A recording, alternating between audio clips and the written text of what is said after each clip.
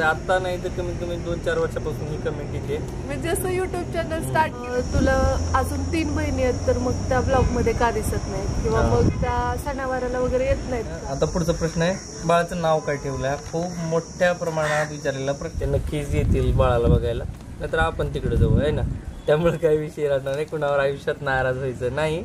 आनंदानं बायको सोडून प्रामाणिकपणे सांगायचं झालं ना तर म्हणजे 4 मुली एक मुलगा म्हणण्यापेक्षा मला अजून एक भाऊ होता, पण तो देवा घरी गेला. परत आणखी एक प्रश्न आहे, अन्नप्राशन का केलं नाही? घरासंबंधीच प्रश्न आहे तो, म्हणजे लातूरच्या घराचं बांधकाम कधी करणार? हरी म्हणजे माझा भैया जसा आहे त्याचीच प्रतिकृती, पण मोठी प्रतिकृती असा माझा मोठा भाऊ होता, पण दुर्दैवाने तो या जगात नाही.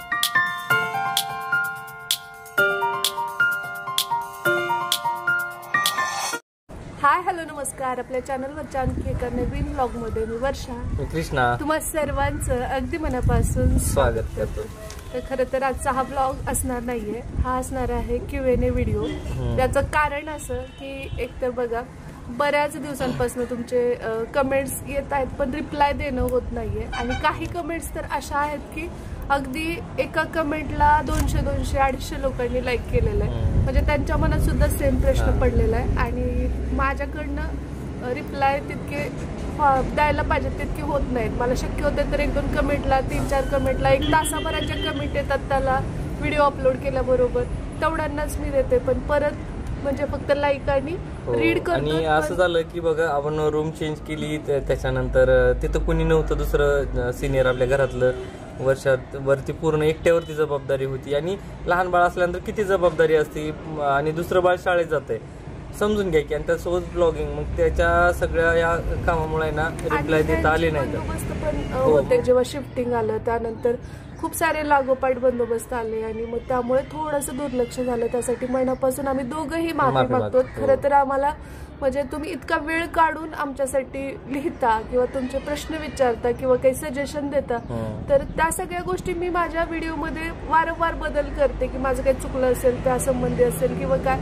पण प्रॉपर एक असं असतं ना की इंटरॅक्शन, म्हणजे तुमची कमेंट आणि माझा रिप्लाय असं होत नाही. त्यासाठी आजचा हा व्हिडिओ असणार आहे. आपण आजचा व्हिडिओ जवळपास सगळ्यांच्या कमेंटचा रिप्लाय देण्यासाठीच करणार आहोत, पण जर काही राहिला तर पार्ट 2 येईल, काही दिवसांनी येईल किंवा लागलीच येईल. पण आणखी काही असेल तुमच्या मनामध्ये विचारू शकता, या आपल्या Q&A सेशनच्या खाली तुम्ही कमेंट करू शकता. हो, आपण ते सुद्धा प्रश्न घेऊ. तर आता जास्त वेळ न दवडता आपण लगेचच म्हणजे हा व्हिडिओ सुरू करू. तर चला सुरुवात करूया. पहिला तर सगळ्यात पहिला प्रश्न, जसं आपण रूम शिफ्ट केले तेव्हापासून कंटिन्युअसली काही जणांचा गैरसमज पण झालाय त्याच्यामध्ये की ते घर आपलं कोल्हापूरचं स्वतःचं आहे का. तर पहिलं तर ते आपलं स्वतःचं घर नाहीये, किरायाने आम्ही तिथं राहतोय, रेंटेड हाऊस आहे. दुसरी गोष्ट, त्यातलाच एक उपप्रश्न की जर काहींनी ज्यांना माहिती आहे की हे आता किरायाने तिथं राहतात त्यांनी विचारलेला आहे की नवीन घराचा रेंट किती आहे. तर सगळं जर अप्रॉक्स धरलं तसं तर रेंट स्पेसिफिक म्हटलं तर 12.5 पर्यंत आम्हाला ते पडतं. मेंटेनन्स आहे, लाईट बिल वगैरे ते 15च्या आसपास जातं सर्व. म्हणजे लाईट बिल असं बाकी सगळ्या गोष्टी घेतल्या तर 15,000 पर्यंत. कारण आपली युट्यूब फॅमिली बरेचसे कोल्हापूर मधून पण आहेत, त्यांना पण रूम हवे आहेत रेंटने, तर त्यांना पण अंदाज पाहिजे की बाबा किती रेंट आहे काय नाही. त्या हिशोबाने ते कमेंट आवडलं घर त्यांनी क्युरियोसिटीने असेल किंवा माहितीसाठी असेल पण विचारलं तर 15,000च्या आसपास आम्हाला सगळं म्हणजे लाईट बिल आणि नुसता रेंटच विचाराल तर मग 12,500 आम्हाला आहे, मेंटेनन्स सोडू ना. हो, आणि अगोदरच्या घराला रेंट कमी होता, परंतु थोडे काही अडचणी होत्या, आपण सेफ्टीच्या उद्देशाने इकडे शिफ्ट झालेलो आहोत. आता दुसरा प्रश्न, आता ना मध्येच बाळ उठलं होतं तर तिला छानपैकी खाऊ घातलं, खेळवलं मस्तपैकी. आता तिचं पेट पूजा झालेली आहे त्यामुळे छान झोपली आहे ती, आणि मग आम्ही वरती आलोय. तर आपण होतो क्वेश्चन नंबर पुढचा, तर कितवा आहे ते आता लक्षात नाहीये खरं तर. आणि मी अशी कसरत सगळ्या महिलांची होते बरं का, कारण की त्यांना बाळाला पण सांभाळायचं असतं, करिअर पण करायचं असतं, फॅमिलीला पण व्यवस्थित वेळ द्यायचा असतो, आणि त्याच्यामध्ये करिअरची स्वप्न वगैरे बाजूला राहून जातात. आणि खूप साऱ्या माझ्या मैत्रिणी आहेत ज्या खूप हुशार आहेत, खूप त्यांच्यात टॅलेंट भरलेलं आहे, स्किल आहे भरपूर सारे. पोटेन्शियल असताना सुद्धा त्यांना घरात राहावं लागतं मुलांसाठी आणि जॉब सोडलेले आहेत. काही जणींनी डिलिव्हरी झाली आहे म्हणून मुलांना सांभाळायला घरात कोणी नाहीये. या अशा खूप साऱ्या गोष्टी आहेत आणि त्या अनुषंगाने प्रश्न सुद्धा मला तसे येत असतात. आजचा Q&Aचा व्हिडिओ आहे तर हा प्रश्न सुद्धा खूप महत्वाचा आहे आणि खूप जणी रिलेट करतील. नेहमी म्हणत असतात की आम्हाला सुद्धा युट्यूब चॅनल सुरू करायचंय परंतु गायडन्स प्रॉपर मिळत नाहीये, टेक्निकल गोष्टी माहिती नाहीयेत आणि काही जणींचे ऑलरेडी युट्यूब चॅनल आहेत परंतु व्ह्यूज येत नाहीयेत किंवा मग मॉनिटायझेशन कसं काय म्हणजे क्रायटेरिया सगळ्याच जणांना माहिती आहे. त्या अनुषंगाने व्हिडिओज युट्यूबवरती बरेच सारे अवेलेबल योग्य दिशेने जात नाही. पण प्रॉब्लेम असा होतो की सोप्या भाषेमध्ये सांगणारं कोणी नाहीये आणि आम्हाला म्हणजे कुठून कसं काय माहिती मिळेल तर याविषयी थोडंसं गाईड करशील का? तर आणि विशेष म्हणजे वर्षांनी आहे ना सुरुवात केली ना चुका आणि शिका या मार्गाने केलेली आणि 2019ला ज्यावेळेस सुरू केलं ना हिला कुठलंही मार्गदर्शन नव्हतं, कुठला क्लास नव्हता, काही नव्हतं. त्यामुळे हिला बराचसा वेळ लागला. प्रत्येक गोष्टी एक एक गोष्ट शिकत जायचं म्हणलं ना तर ते खूप लेट होतं आणि ही जी सांगणार आहे ती अनुभवातून सांगणार आहे. बरोबर. तर बघा बऱ्याच माझ्या मैत्रिणी विचारत असतात की मग युट्यूब ग्रो करण्यासाठी काय करायचं किंवा मग आम्हाला सबस्क्रायबर आहेत पण व्ह्यूजच येत नाहीयेत. काही जणींचं असं आहे की लाखात सबस्क्रायबर आहेत परंतु व्ह्यूज अगदी 1-2 हजाराच्या दरम्यान येतात. अर्निंग खूप कमी होत आहे आणि काहीतरी चुकतंय की आमचं त्यांना वाटतं असं त्या म्हणतात. तर मग काही ट्रिक्स आहेत का की व्हायरल कसं व्हायचं काय? तर या सगळ्या तुमच्या प्रश्नांची उत्तरे घेऊन मी एका माझ्या स्वतःच्या प्रोडक्ट सहित आज तुमच्या समोर हजर आहे. स्वतःचं असं काहीतरी घेऊन आली आहे.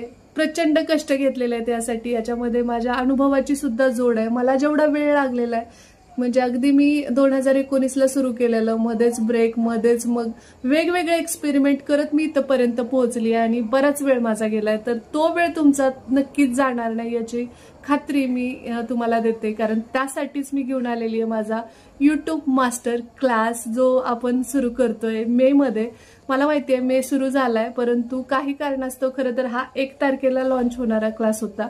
पण तुम्हाला माहिती झालं असेल ज्यांनी नवीन आहेत त्यांच्यासाठी सांगते की माझे मामा देव झाले त्यामुळे आम्ही हा थोडासा पुढे ढकललेला आहे क्लास. तर याच महिन्यामध्ये आपण आपला क्लास लॉन्च करतोय आणि अगदी माफक दरामध्ये प्रत्येक गृहिणीला परवडेल अशाच दरामध्ये आणि पैसा वसूल असाच हा क्लास असणार आहे कारण याचा सिलेबस जो आहे तो मी स्वतः डिझाईन केलेला आहे. कारण मला माहिती आहे की काय काय अडचणी येतात आणि कशा पद्धतीने आपण जायला हवं आणि आपण किती वेळा मार्ग भटकतो आणि त्यामुळे आपल्याला किती वेळ लागतो या सगळ्यांचा अभ्यास करून मग यामध्ये आपण युट्यूब का स्टार्ट करतोय तर आर्थिक सबलीकरणासाठी किंवा स्वतःचं काहीतरी अर्निंग आपण स्वतः करू शकू यासाठी. सो युट्यूबमधनं नुसतंच प्रसिद्धी नाही मिळवायची आपल्याला तर पैसे सुद्धा कमवायचे आणि ते कशा पद्धतीने आणि कोणकोणत्या पद्धतीने आपण कमवू शकतो याविषयी अधिक माहिती तुम्हाला आपल्या या क्लासमध्ये मिळणारच आहे. आणि जर तुम्हाला सुद्धा युट्यूब विषयी जास्तीची माहिती किंवा तुम्हाला स्वतःचं युट्यूब सुरू करायचंय, व्ह्यूज कमी येत आहेत पण काय चुकतंय हे समजत नाहीये, या सगळ्यासाठी हा माझा युट्यूब मास्टर क्लास असणार आहे. अगदी साध्या सोप्या भाषेमध्ये अतिशय लिमिटेड अशा सीट्स असणार आहेत त्यामुळे जे पटकन एनरोल करतील त्यांचे सीट्स बुक असतील आणि त्यामुळे लगेचच इथे स्क्रीनवरती जो नंबर दिलेला आहे मी त्याच्यावरती तुम्ही आजच एनरोल करू शकता. आणि प्लीज कॉल करू नका, आपण व्हॉट्सअपवरती तुम्हाला सगळ्या डिटेल्स देऊच. तर मी स्वतः टीचिंग करणार आहे त्यामुळे बिंदास तुम्ही हा क्लास जॉईन करू शकता कारण की मी माझा अनुभव तुमच्यासोबत शेअर करणार आहे. त्यासोबत खूप साऱ्या छोट्या मोठ्या टिप्स आणि ट्रिक्स सुद्धा शेअर करणार आहे. तर आजच तुम्हाला सुद्धा युट्यूबमध्ये करिअर करायचं असेल तर इथे स्क्रीनवरती माझा नंबर आहे त्याच्यावरती हाय म्हणून मेसेज करा. तुम्हाला सगळी माहिती दिली जाईल आणि आजच तुमचं सीट बुक करा. चला आता पुढचा प्रश्न आपण घेऊ. पुन्हा घरासंबंधित प्रश्न आहे तो म्हणजे लातूरच्या घराचं बांधकाम कधी करणार आहात? वर्ष होईल आपण आपला प्लॉट बघायला गेलो होतो अक्षय तृतीयेला आणि डन पण केला होता है ना. हा त्या दिवशीच आपण इसार दिला होता आणि त्याच्यानंतर मग मे मध्ये रजिस्ट्री केली, जून मध्ये आहे ना रजिस्ट्री केली आणि त्याच्यानंतर मग पुढची प्रोसेस वगैरे कसा वेळ मिळाला नाही आणि जी काही लिगल प्रोसेस करायची असते ती आतापर्यंत जवळपास 90% पूर्ण झालेली आहे आणि आता अंतिम टप्प्यात आहे म्हणायला हरकत नाही. कारण कसं आहे सगळं लिगल डॉक्युमेंट झाल्याशिवाय आपण आयुष्यभराची जमा पुंजी काय त्यामध्ये घालणार असतो आणि त्याच्यात जर आपण इलिगल करण्यात काही अर्थ नाही. त्याच्यामुळं कसं लिगली बांधकाम परवाना वगैरे घेऊन सगळ्या गोष्टी झाल्यानंतर आपण बांधकामाला सुरू करणार आहोत आणि 90% प्रोसेस झालेली आहे, 10% बाकी आहे आणि ती पूर्ण झाल्यानंतर आपलं बांधकाम पण कधी करतोय काय नाही तसं म्हणजे पूर्ण तुमच्यापासून काहीच लपून राहणार आहे. बांधकामाचं काही डिझाईन असेल तुमचं सजेशन पण आम्हाला त्याच्यामध्ये लागणार आहे आणि तर नक्की आम्ही ते घेऊन येऊ. याविषयी मला एक सांगायचंय की म्हणजे बांधकामाच्या ज्या काही प्रोसिजर्स असतात त्याविषयी खूप जणींनी विचारले, पण ते या व्हिडिओत नको आपण घ्यायला. एक तर नेक्स्ट पार्ट मध्ये घेऊ किंवा एक तो स्वतंत्रच व्हिडिओ होईल. एवढं सगळं त्यात असतं, मला तर माहिती नव्हतं की बापरे एवढं. आणि जे काही घेऊ इच्छित आहेत, प्लॉट घेऊ का, फ्लॅट घेऊ का, रेडी बंगलो, रो हाऊस घेऊ, यांच्यासाठी आहे ना ते आपण स्वतंत्र घेऊ. कारण आम्हाला ज्या अडचणी आल्या फेस केल्यात किंवा मग काय आहे दोन्ही मधला फरक, या सगळ्या गोष्टी त्याच्यामध्ये आपण घेऊया. तर बघा पुढचं आहे अण्णा कोण होते हे पण काही जणांना माहित नाही आपले नवीन जे आहेत ना युट्यूब फॅमिलीमध्ये. तर अण्णा हे वर्षाचे मामा, मोठे मामा. मला 2 मामा आहेत तर ते मोठे मामा होते आणि जुने फॅमिली मेंबर तर सगळ्यांनाच माहिती आहेत अण्णा मामा. बऱ्याच जणांनी भावपूर्ण श्रद्धांजली सुद्धा अर्पण केली, त्यासाठी तुमचे खरंच आभार. महत्वाचा प्रश्न जो वारंवार विचारला जातो की जाऊबाई का आला नाही, तर याचं उत्तर हे देतील. कारण मी याच्यावरती बोलणं म्हणजे कुठेतरी तो म्हणजे काय म्हणतात सोनारायणीच कान टोचलेले असले तर ते दुखत नाहीत आणि इतर कुणी टोचले की मग ते त्रासदायक होतं. सो आमचे आज सोनार तर जाऊबाई का आल्या नाहीत असा विषय माहितीये का. तर कसं आहे आपलं एक आमच्या दोघांचा स्वभाव एक आहे ना पुढच्याला समजून घेण्याचा आहे बरं का. आणि हट्ट धरलं तर प्रत्येकाने कसं आहे, मी जर म्हणलं यांनी आलंच नाही आता मी यांना बोलणारच नाही अथवा असं मग बोलणं योग्य नाही. आपण परिस्थिती समजून घेऊन चाललं पाहिजे.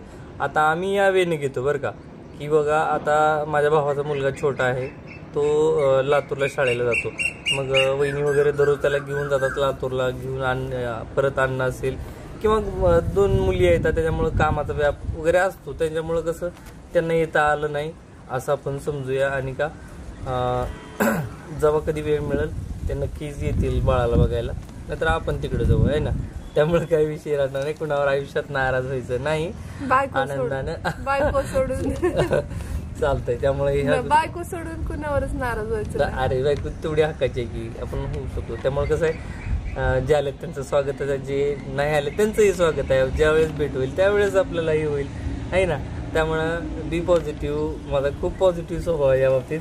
वर्षामध्ये माझ्या बाबतीत खूप निगेटिव्ह आहे, पण ते कसं आहे असतात अडचणी वगैरे समजून घ्यायचं आपण. यांचा स्वभाव म्हणतो, बाकी कोणाविषयी मी तितकं बोलणं संयुक्तिक राहणार नाही, पण मी यांच्याविषयी सांगू शकते की पर्टिक्युलर मी म्हटलं तर मग ते जेवढी काही कुणा नातेवाईकांची असेल, कुणाची बडस असेल, काय असेल ते सगळी माझ्यावरती असते. हक्काच्या माणसालाच माणूस म्हणत असत, जाऊ असू दे तू समजून घे, तू समजून घे असं काम म्हणते. कारण जो समजून घेतो त्याला म्हणते माणूस, असं माझं मत आहे. आणि ही खूप चांगल्या पद्धतीने समजून घेते, त्यामुळं खूप छान आहे. एवढंच म्हणतो की आयुष्याचं सगळ्यात मोठं सार आहे की समजून घेणं खूप महत्वाचं आहे. चला पुढचा काय घेऊया पुढचा प्रश्न घ्या. सासूबाई का आलेले आहेत, अरे देवा. एक आता हा प्रश्न सुद्धा मी त्या प्रश्नाचं उत्तर याच्या अगोदर मी सुरुवातीला देण्याचा प्रयत्न केलेला आहे. बाळ लहान होतं त्यावेळेस आई आली नाही, खूप दिवसानंतर आली.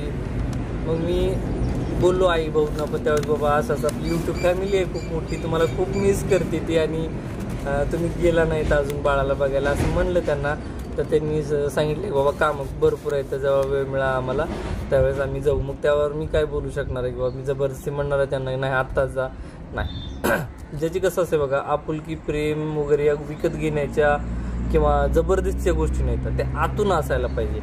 त्यामुळं मला वाटलं की माझ्या लेकीला मला भेटायचं, मला नाही राहावं, विषय संपला, मी पळत जाणार. बाप कुणाचाही पळत जातो, बरोबर आहे. आजी आजोबा पण पळत जातात. बघतो की बाबा नातावर आहे ना आई वडिलापेक्षा जास्त प्रेम आजी आजोबाचं असते. तसं त्यांनी पण धावून यायला पाहिजे होतं, पण लेट केला त्यांनी पण त्यांच्या अडचणी वगैरे असतील, त्याच्यामुळे आम्ही समजू शकतो बाबा कोणालाही जबरदस्ती करणे, आई भाऊ असतील कुणी असेल जबरदस्ती करायची नाही. ज्यावेळेस त्यांना यावं वाटत त्यावेळेस येतील, अशा हिशोबानं मग तेही केलं. त्यावेळी 4था महिना लागला होता. हो, उशीर आलेले. आई भाऊ आणि मोठ्या नंदुबाई तिघ जण आले होते, पण थोडस उशीर आले, म्हणजे अपेक्षित होतं त्यापेक्षा उशीर आले.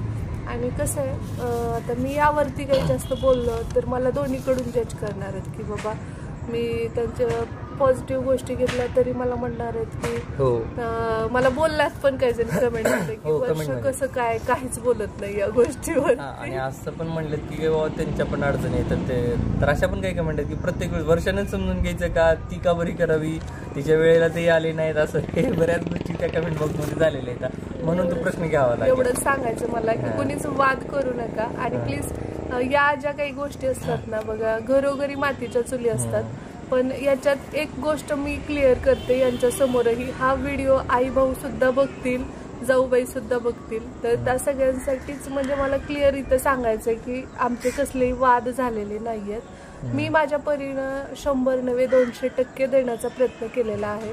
आणि मी वैयक्तिक त्यांच्याशी कधीही प्रत्यक्ष अप्रत्यक्ष भांडलेली नाही आहे. मला जितक्यांदा वाटतं की सगळेजण मिळून राहावे, मिसळून राहावे, यासाठी मी माझ्या परीने होतील तेवढ्या अतोनात प्रयत्न केले. तर तुम्ही सुद्धा साक्षीदार आहात. बऱ्याच जणांनी ते बदल सुद्धा बघितलाय घरातला, पण मग कायम आपण म्हणजे थोडंसं ढकललं आणि तेवढंच पुढे गेलं आणि परत ते तिथंच थांबणार. मग आपण कुठंपर्यंत आपली एनर्जी ढकलण्यातच घालायची, असं माझं मत आहे ना. वैयक्तिक पुढच्या पण व्यक्तीला ते वाटलं पाहिजे, म्हणजे साथ दिल्यानंतर प्रतिसाद पण आला पाहिजे. आणि मी थोडंसं पुश केल्यानंतर ते आलेत थोडंसं, तर मग पुढे अजून त्यांनी थोडं त्या गोष्टी पुढे कॅरी ऑन केला तर मला पण छानच वाटेल. आणि आजही माझा काही विशेष रुसवा नाही आहे. बऱ्याच ठिकाणी बघा आपल्या समाजामध्ये असं आहे बरं का की एक जण प्रयत्न करते आपण एकत्र बांधून ठेवण्याचा आणि दुसरं त्याला काय म्हणतात न्यूट्रल कसलाही सपोर्ट मिळत त्यावेळेस आहे ना ते महत्वाचे जर व्यक्ती पुढचे नसतील तर आपण बळच नाही म्हणू शकत जबरदस्ती की मला महत्व द्या, माझ्या मुलाबाळांना किंमत द्या. नाही, आता एखाद्याला नाहीच वाटत की द्यायची किंमत, तर मग फोर्स का करा है ना, असं होतं. आणि मग त्यावेळेस निगेटिव्हिटी येते बऱ्याच ह्याच्यामध्ये बरं का, नात्यामध्ये आहे की नाही. तर आमच्या पण नात्यामध्ये बऱ्याचदा तशा गोष्टी म्हणजे येऊन गेल्या की वाटलं बऱ्याचदा की आपलं काय चुकलं बाबा, की ठीक आहे आपण कधी वाद झालेले नाहीत काय नाही, पण मग आहे तिथेच सगळे आपले आपले व्यवस्थित सगळ्यांचं चाललंय, पण बघायला एवढा वेळ नसेल का असं मला सुद्धा खूपदा वाटलं. कारण साहजिक आहे की आपण 1 तास 2 तास आपल्या जीवनातले किती बिझी असलो तर आपल्या नातासाठी देऊ शकतो, असं मलाही वाटलं. मीही यांच्याशी बोलले, पण मला यांच्याकडनं जो प्रतिसाद मिळाला त्यानंतर मी गप्प झाले. हे बोलले की मी त्यांना नाही सांगू शकत की त्यांनी यायला पाहिजे. माझं एवढंच तत्व आहे की बाबा आपण एखाद्याला माझ्यावर प्रेम कर म्हणू शकत नाही, त्याला तेवढी आपुलकी जिव्हाळा लागतो की बाबा स्वतःहून तेवढं आपुलकीने येणं वगैरे या गोष्टी असतात. आणि या किरकोळ गोष्टी येतात त्या प्रत्येकाने समजून घेऊन आहे ना नाते पुढे हे करायला पाहिजे बरं का. चला असो, जे आहे ते आहे. चला आपण पुढच्या प्रश्नाकडे आणि सेम हीच गोष्ट 2 नंबरच्या पुण्याच्या ननंदबाई आल्या नाहीत त्यांच्यासाठी सुद्धा, म्हणजे जाऊबाई, सासूबाई आणि ननंदबाई. आणि आता महिने कसं आहे काही गोष्टी समजून घेतो, भाऊजी आजारी होते, परत तिने फोन पण केला नाही परत, माहिती का. आणि असं आमचे वाद वगैरे झाले तशातला भाग नाही. हा घरातला मॅटर खरं तर समोर इथं सोशल मीडियावर आणण्यात काहीच पॉईंट नाही, पण मला सातत्याने ते विचारलं जातं, मी त्यावर गप्पच राहते प्रत्येक वेळी. पण काही जणी हे पण म्हणतात की ही ह्या प्रश्नाचं उत्तरच देणार नाही, ही कशाला बोलेल, तिला काय आपण वेळेत. एवढं करून सुद्धा कोणावरही नाराज नाही बरं का. एवढं प्रेमानं हसून खेळून राहतो आम्ही ना. फोन स्वतःहून बी केलं ना आणि त्यांचा याला तर आम्ही आनंदाने बोलतो, कुठंच नाराजी व्यक्त करत नाही. आणि हा माझा प्लस पॉईंट आहे हिच्या बाबतीत की ही नाराज होत नाही त्या बाबतीत, कधीही समजून घेते, त्याच्यामुळं मला कुठलाही लोड येत नाही.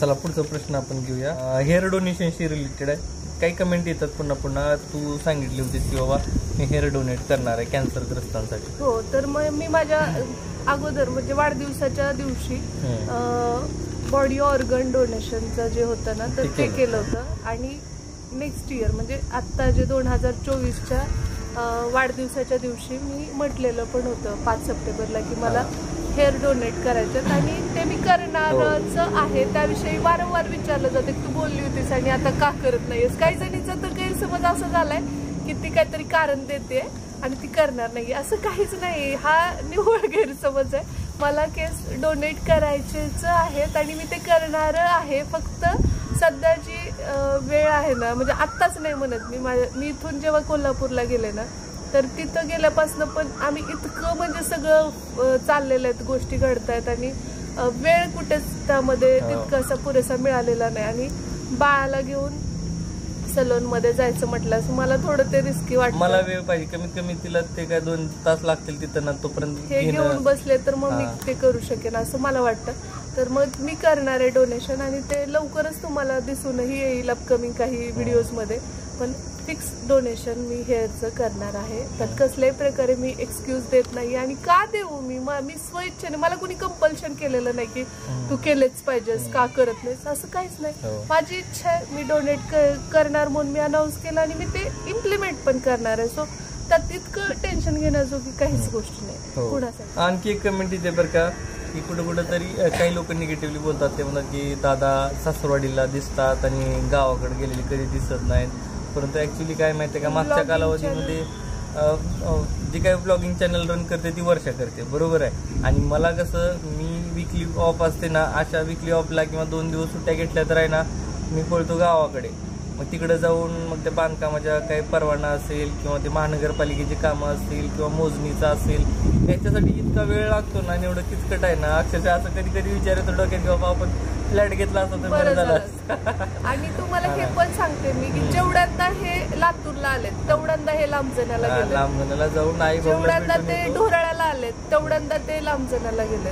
असं कधीच झालेलं आणि इथे ही असती आणि ही ते ब्लॉग चालू असतो हिचा, त्यामुळे ही ब्लॉग मध्ये घेते. परंतु मी आवर्जून तिथे एक ब्लॉग घेतलेला आहे. आणि अजून हे पण सांगते की मी कोल्हापूरला जरी असले तरी विकली ऑफ सलग 2 जर काही असेल तर ते डिरेक्टली लांबजण्याला जातात, मी जरी तिथं असेल तरी.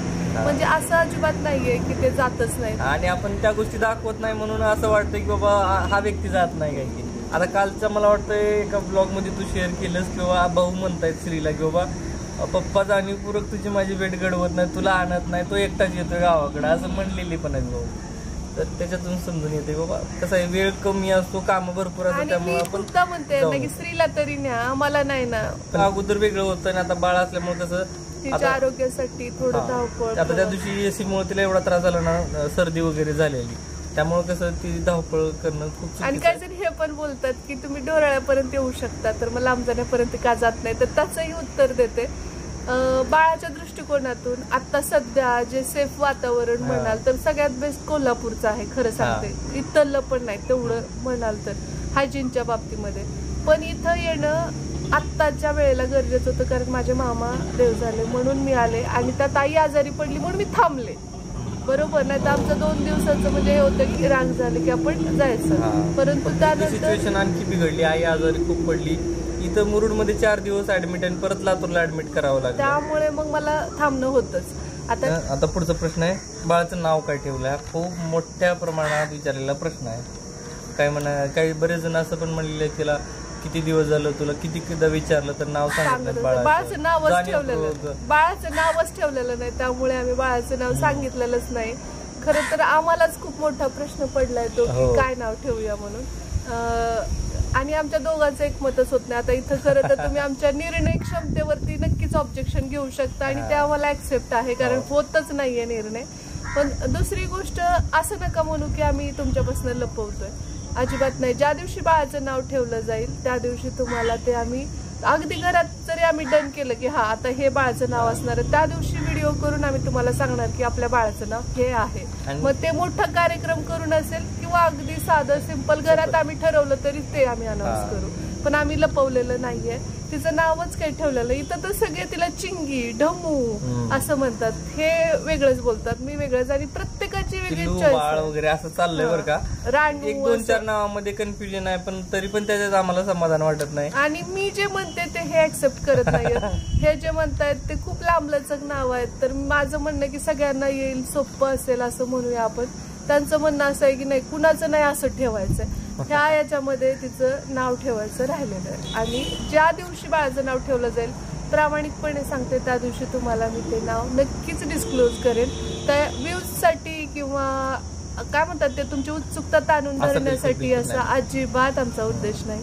सो तिथं गैरसमज होत होता, त्यामुळे मला ते सांगणं की जेव्हा ठेवणं. आणि नक्कीच मला वाटतं की 1 वर्षाची ती आता वाढदिवस तिचा काही 3-4 महिन्यात येईल ना, तर त्या अगोदर ते डिसाईड होईल सरांचं, कारण मला तर ते याच्यात कसाच इंटरफेअर करू देत नाही. जसं आमच्या गावाकडचे काही मुद्दे आहेत तिथं माझं काही मत असेल तर ते म्हणतात की नाही तिथं माझं हे मत आहे हे असंच असलं पाहिजे, तर त्यानुसारच चाललंय. तसंच नावाच्या बाबतीत पण त्यांच्याच ह्याच्यानुसार चाललंय. ते ठरवतील त्या दिवशी लवकरात लवकर, म्हणजे याच महिन्यामध्ये ना तुमच्याशी मी ती शेअर करतो. आणि त्यांचा हट्ट असा आहे की श्रीचं नाव तू ठेवलंस, म्हणजे आईने ठेवलंय माझ्या, तर हिच्या नावात असं गोंधळ नाही घालायचं. ऍक्च्युली श्रीचं नाव त्यांनी अगस्त्य म्हटले होते आणि दुसरं त्यांनी सजेस्ट केलं होतं की वृषांक, म्हणजे दोघांच्या नावाचा कॉम्बो. परंतु आमच्या घरात वृषांक हे म्हणजे तिकडे हे निकडे लांब जाण्यात पण सगळे म्हणत होते की म्हणायला अवघड आहे. इकडे पण सगळे म्हणत होते की अगस्त्य, खरं तर ते लोपामुद्रा आणि अगस्त्य ऋषी अशी ती स्टोरी आहे बरं का,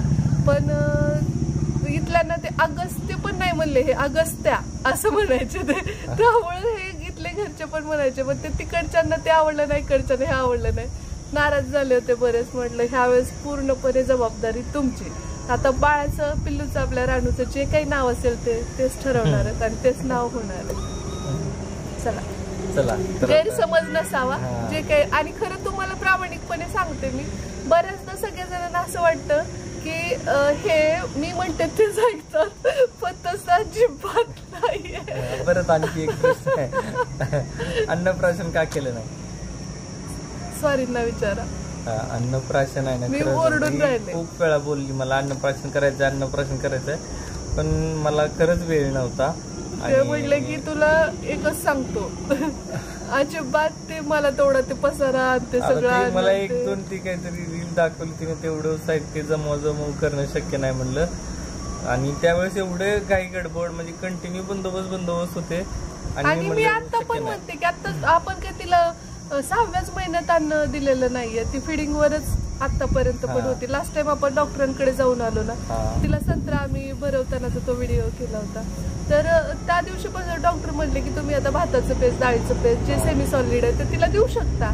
आणि दूध भरपूर असल्यामुळे आम्ही तिला काही म्हणजे असं अन्नप्राशनाचं काही केलंच नव्हतं. तर मग मी त्यांना म्हणते की अजूनही वेळ आहे, आपण करू शकतो, काहीच हरकत नाही, पण तुम्ही सांगा म्हणजे ऐकलं तर, कारण माझं तर काही मान पडतच नाही, म्हणजे काय बोलायचं. शॉर्टकट मध्ये काहीतरी करूया, कारण तेवढा वेळ नाही. बरं, आपण ते सगळे पंचपक्वान्न आहेत ना ते नको आणूया.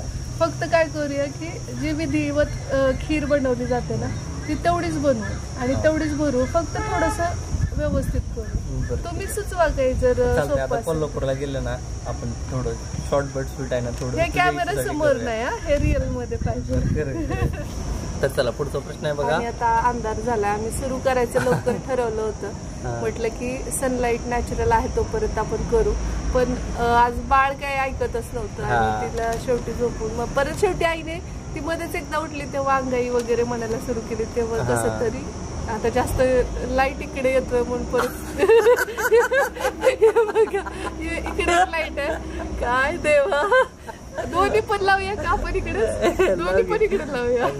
आम्ही लय देख नाही त्यामुळे नाही, तरी पण थोडंफार जरा उजेड पडतो. अहो तुम्ही देखण्याचा आहात ते पण तिथं लावूया, काय मला गरज पण वाटली. चमकाय लागलीच ग म्हणून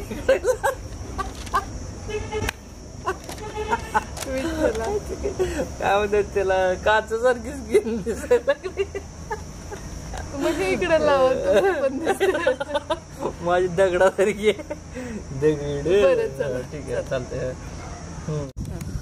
मला काळ केलं का इकडे असं म्हटलं. अजून 2 लावू का मोबाईल येतं, म्हणजे कसं छान असं रिफ्लेक्शन. तर चला पुढचा प्रश्न आहे की बाबा सीझरला किती खर्च आला आणि तो कोणी केला वगैरे. तर सीझरला आता कसं सरासरी सीझर वगैरे म्हणलं तर मिनिमम 50,000 तरी खर्च येतोच आहे ना, त्याच्या पुढे खाली येत नाही. तर मग बऱ्याच गोष्टी त्याच्यात, आपण कसं स्पेशल रूम घेणार का जनरल वॉर्ड घेणार, बऱ्याच गोष्टी त्याच्यावर डिपेंड आहे. मग तो खर्च मिनिमम धरून त्याला 50,000 सीझरसाठी येतोच खर्च, कुठल्याही हॉस्पिटलमध्ये गेलं तर आहे ना. आणि आता ती कसं आहे माहिती आहे का, तो खर्च काही मी केला, मी त्यातला खर्च आहे ना खरं सांगतो, त्यावेळेस माझा पेमेंट झाला आणि खूप काही खर्च झाला होता आणि त्या महिन्यामध्ये माझ्याकडे थोडेसे पैसे शिल्लक होते, मग मी काही घातले आणि बाकीचे वर्षाने घातले. तर बघा की असे कमेंट्स होते की बाबा सर आले होते गावाकडनं तर मग त्यांनी खर्च वगैरे केला का, तर नाही. वर्षाचं तत्व होतं आमचं, तसं होतं की बाबा आपले कामं आपणच करावे, कोणावरती ओझं नसावं. आणि इव्हन वर्ष इथं होती बरेच दिवस बरं का. मी मुंबईला होतो, एक जवळपास 4-4.5 महिने मुंबईला ड्युटीला. तर त्या कालावधीमध्ये तुम्ही म्हणताल की आता वर्ष माहेरी आहे, खर्च सगळे त्यांच्यावर लोड दिला असतं, असं नाही. इव्हन काय ते डायपर असतात, डायपरचा खर्च असेल वगैरे सगळ्या गोष्टी आहेत ना, दवाखान्याचा सुद्धा खर्च आहे ना इथं जरी असला तरी तो वैयक्तिक वर्षाने. कितीतरी ट्रान्झॅक्शन आहे, सरांना डायपर आणलं तरी सर घेत नाहीत पैसे, तरी पण हिनं स्वतःहून टाकायचे ट्रान्झॅक्शन केलेले तर त्यामुळे कुणाला तो कॅश घेतच नव्हता माझ्याकडनं. मग मी कसा विचार करते असं म्हणजे नात्यात पैशांचा व्यवहार खरं तर नसावाच. का म्हणायची आमची कुठे गेला रुका तर तोडायला सकाळ. व्यवहार क्लिअर असलेली कधी चांगले, त्यामुळे हिनं तसं हे करत नाही. जे काही 1 रुपया जरी खर्च आला तर ते लगेच ट्रान्सफर करते आणि त्यामुळे कुणाला त्रास होतच नाही, आहे की नाही.